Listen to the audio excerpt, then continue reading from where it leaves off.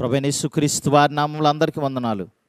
మరి ఉదయకాలాన్ని దేవుడు మనకిచ్చాడు. ఈ ఉదయకాలమున వాక్యమును ధ్యానించుకుందాం. ప్రతి ఉదయకాలమున కృపావాక్యములను మనం మరి ధ్యానించుకుంటూ ఉంటున్నాం.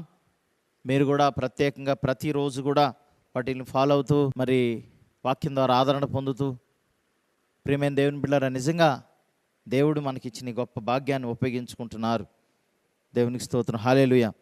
ఈ సమయంలో మరి వాక్యాన్ని ధ్యానించుకుందాం. అద్దరికి చేర్చే దేవుడు, అద్దరికి చేర్చే దేవుడు. ప్రియమైన దేవుని బిడ్డలారా, మనం గమనించినట్లయితే యేసుప్రభువారు ఈ లోకంలో స్వార్థ చేసినప్పుడు ఎక్కువగా ఆయన స్వార్థ చేసే ప్రాంతాల్లో సముద్రాలు, నదులు ఎక్కువగా ఉన్నాయి.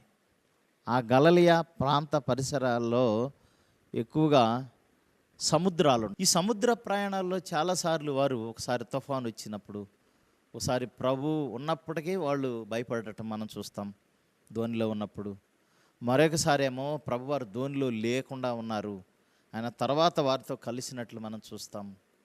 అయినప్పటికీ వారు కలవరపడి భయపడినప్పుడు వారితో ఉండి వారిని దరి చేర్చాడు. ఆ తుఫాన్ని గద్దించి నిమ్మళపరిచి లేకపోతే వాళ్ళకున్న భయం కలవరం తీసివేసి వారిని దరి చేర్చినట్లు మనం చూస్తాం. ఒకసారి వాక్యాన్ని చూద్దాం ప్రియమైన దేవుని బిడ్డలారా. యోహాను 6వ అధ్యాయం 21వ వచనం. యోహాను 6:21. కనుక ఆయన ధోని మీద ఎక్కించుకొనుటకు వారు ఇష్టపడిరి. వెంటనే ఆ ధోని వారు వెళ్ళుచున్న ప్రదేశంలోకి చేరును. మరొకసారి చదువుదాం. కనుక ఆయనను ధోని మీద ఎక్కించుకొనుటకు వారు ఇష్టపడిరి. వెంటనే ఆ ధోని వారు వెళ్ళుచున్న ప్రదేశంలోకి చేరెను. ప్రియమైన దేవుని బిడ్డలారా, సాయంకాలం అయినప్పుడు శిష్యులు సముద్రం వద్దకు వెళ్ళి ధోని ఎక్కి మరి కపెర్నహూముకి వెళ్ళాలని ప్రయత్నం చేస్తా ఉన్న సమయం వారు ధోని ఎక్కి వెళ్తా అంతలో చీకటి అయింది. యేసుప్రభు వారి దగ్గరికి ఇంకా రాలేదు. భయంకరమైన గాలి విసురుతుంది, సముద్రం అలలు ఎక్కువగా వస్తున్నాయి, వారు భయపడిపోతున్నారు. అయితే యేసుప్రభు వారిని సమీపించాలని నీటి మీద నడుచుకుంటూ వస్తున్నప్పుడు వారు భయపడ్డారు, అమ్మో భూతమేమోనని.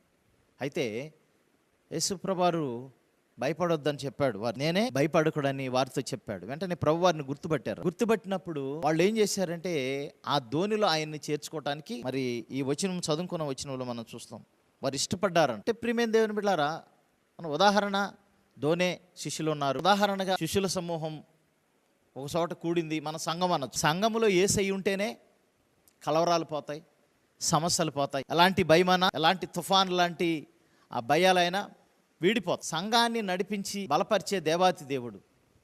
మరి అద్దరికి చేర్చడం అంటే ప్రియమైన దేవుని బిడ్డలారా, మనం గమనించాలి. మనల్ని ఈ సంఘాన్ని ఆ నూతన యెరూషలేం పట్టణంలో చేర్చడానికి యేసుప్రభువారు సిద్ధపడతా ఉన్నారు. ఆయన ఉంటేనే, ఆయనతో మనం ఉంటేనే, మనతో ఆయన ఉంటేనే ఆయన రాజ్యానికి చేరగలి. సంఘంలో ఆయన లేకపోతే సంఘమే ఆయన. కాబట్టి ప్రియమైన దేవుని బిడ్డలారా, మనము ఆయనతో కలిసి ఉన్నాం కనుక మరి ఆయన ఎప్పుడు మనతో ఉండాలి, మనం ఆయనతో ఉండాలి. అప్పుడే అద్దరికి అనగా ఆ పరలోక పట్టణానికి మనం చేరగలం. ఆ పరలోక పట్టణానికి వెళ్తానికి అనేక మంది భక్తులు కూడా వారు ఈ లోకంలో ఏది కూడా తమది అని అనుకోలేదు. అబ్రహామును మనం చూస్తాం. హెబ్రీయులు రాసిన 11:10 అంటారు, ఏలైనగా దేవుడు దేనికి శిల్పియు నిర్మాణకునై ఉన్నాడు, ఆ పునాదులు గల పట్టణం కొరకు అబ్రహాము ఎదురు చూచుండెను అని. ఆ పునాదులు గల పట్టణం కొరకు అంటున్నాడు. ఏ పునాదులు గల పట్టణం? అదే పరలోక పట్టణం. ఆ పట్టణం కోసం ఎదురు చూసాడు. ఈ అరణ్యంలో ఎన్నో శ్రమలు పడ్డాడు. ప్రియమైన దేవుని బిడ్డలారా, దేవుడు అబ్రహామును పిలిచిన తర్వాత ఎన్నో శ్రమలు ఎదుర్కొన్నాడు. కానీ దేవుడు తనకు తోడుగా ఉన్నాడు కాబట్టి తన ప్రయాణం క్షేమంగా జరిగి నమ్మాడు ఆయన. అయితే ఆయన కూడా విశ్వాసం. ప్రియమైన దేవుని బిడ్డలారా, 13వ వచనంలో కూడా ఉంటుంది. 11వ అధ్యాయం హెబ్రీ 13. తాము భూమి మీద పరదేశులమును యాత్రికులమై ఉన్నామని ఒప్పుకొని విశ్వాసము గలవారై మృతి నొందితిరి. కొంతమంది భక్తులు ఏం చేశారు? తాము భూమి మీద పరదేశులమని నమ్మారు, యాత్రికులు మనం నమ్మారు. అంటే పరదేశులు అంటే ఎవరు? వేరే దేశం నుండి వచ్చిన వాడు. అంటే పరలోకం నుండి మనం వచ్చాం, మరలా అక్కడికి వెళ్ళాలి. యాత్రికులు అంటున్నాడు. యాత్రికులు యాత్ర చేసేవాళ్ళు ఎన్నాళ్ళు ఉంటారు? కొన్నాళ్ళే ఉంటారు. కాబట్టి ఈ భూమి మీద మనం యాత్రికులం, పరదేశులం. కాబట్టి అద్దరికి వెళ్ళాలి మనకు. అనగా ఆ అద్దరికి చేర్చేది ఎవరు? దేవుడే. ఆ పరలోక పట్టణాన్ని చేర్చేది దేవుడే. కాబట్టి యేసయ్యతో మనం ఉండాలి. ప్రియులారా, యేసయ్య మనతో ఉండాలంటే మనం ఏం చేయాలి? ప్రార్థించాలి. ప్రతి సమయం ముందు ఆయనతో కమ్యూనికేట్ చేయాలి, వాక్యం చదవాలి, వాక్యాన్ని ధ్యానించాలి, ఆయనతో మనతో మాట్లాడతాడు.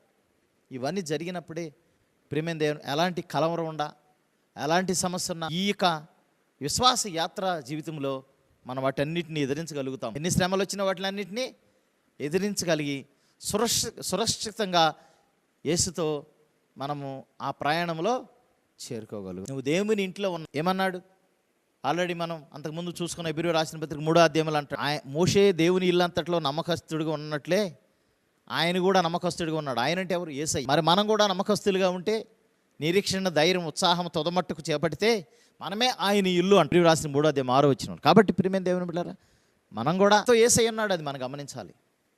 ఆయన ఇన్వైట్ చేస్తున్నాడు అండి. ఇదిగో హృదయం అనే వాకిట తలుపు తడుతున్నాను, నీ హృదయాన్ని తెరిచిన నీతో వచ్చి నేను భోజనం చేస్తానంటున్నాడు. మనతో కలిసి ఉంటానంటున్నాడు అండి ఆయన. హీ ఇన్వైటెడ్ అస్, మనల్ని ఆహ్వానిస్తూ ఉన్నాడు ఆయన విందులోకి, లేకపోతే ఆయనతో ఉండటానికి. కాబట్టి ప్రియమైన దేవుని బిడ్డలారా, మనకి ఆయనతో ఉంటే మన ప్రయాణం సురక్షితం. కాబట్టి ప్రియమైన దేవుని బిడ్డలారా, అద్దరికి అనగా ఒడ్డుకు శిష్యుల్ని ఏ విధంగా చేర్చాడో మనల్ని కూడా ఆ పరలోక రాజ్యములకు చేర్చాడు. భక్తుడైన పౌలు అంటాడు, ఉన్నతమైన బహుమానం పొందటానికి నేను పరిగెత్తుతున్నాను అంటాడు. బహుమానం పొందవని గురి యొద్దకే పరిగెత్తుచున్నాను అంటాడు. క్రీస్తు యేసునందున్న దేవుని బహుమానం కోసం అంటాడు. దేవుని ఉన్నతమైన పిలుపులో ఆయన ఉన్నాడు కాబట్టి ఆయన గ్రహించాడు. మంచి పోరాటం పోరాడాను, యుద్ధ మట్టుకు పోరాడాడు. ప్రకటన గ్రంథంలో చెప్పబడుతున్నాడు, అంతవరకు విశ్వాసాన్ని కాపాడుకుంటే జీవ కిరీటాన్ని మనకి దేవుడు ఇస్తానన్నాడు. కాబట్టి ప్రియమైన దేవుని బిడ్డలారా, ఎలాంటి సమస్యలు వచ్చినా, ఎన్ని సమస్యలు వచ్చినా, ఎన్ని ప్రాబ్లమ్స్ వచ్చినా మళ్ళీ నడిపించే దేవాతి దేవుడు మనకు తోడుగున్నాడు అని మనం గమనిద్దాం. ఖచ్చితంగా ఆయన రాజ్యంలో మనకు చేరుస్తాడు. దేవుడి పరిశుద్ధ వాక్యం దీవించును గాక. ఆమెను ప్రార్థన చేసుకుందాం. మమ్మల్ని మిక్కిలిగా ప్రేమించిన ప్రియ పరలోకపు తండ్రి, అవును శిష్యులను అందరికీ చేర్చిన దేవుడు, వారితో మీరు ఉన్నారు కాబట్టి వారు ధైర్యంగా ఉన్నారు, కలవరం తొలగించబడ్డది. ప్రభు, మాతో మీరు ఎల్లప్పుడూ ఉండండి అయ్యా, మమ్మల్ని దాటిపోవద్దు ప్రభు. మా ప్రార్థనలకు జవాబులు ఇచ్చే దేవుడు నాయన, మాతో ఉండండి. ఈ పరలోక రాజ్యంలో మేమంతవరకు మేము సహించేవారుగా చేయండి, మెలకువగలిగి ప్రార్థించేవారుగా చేయండి. బలహీనమయ్యా బలపరచండి, మాకు తోడుగా నడిపించండి. మా జీవితంలో అనేక కలవరాలు, శ్రమలు, కష్టాలు ఎదురవుతున్నాయి. వీటన్నింటిని ఎదుర్కొనే శక్తిని మాకు ప్రసాదించండి. బలహీనలను బలపరచమని, మీ కావదనసమని, అద్దరికి శిష్యులను చేర్చినట్లు మమ్మల్ని కూడా మీ పరలోక రాజ్యంలో అక్కడికి చేర్చుకోగలిగిన దేవుడు అన్నారు. విశ్వసిస్తున్నాం, దీవించమని యేసు పరిశుద్ధనామం అడిగి వేడుకుని ప్రార్థన చేస్తున్నాం తండ్రి. ఆమెన్.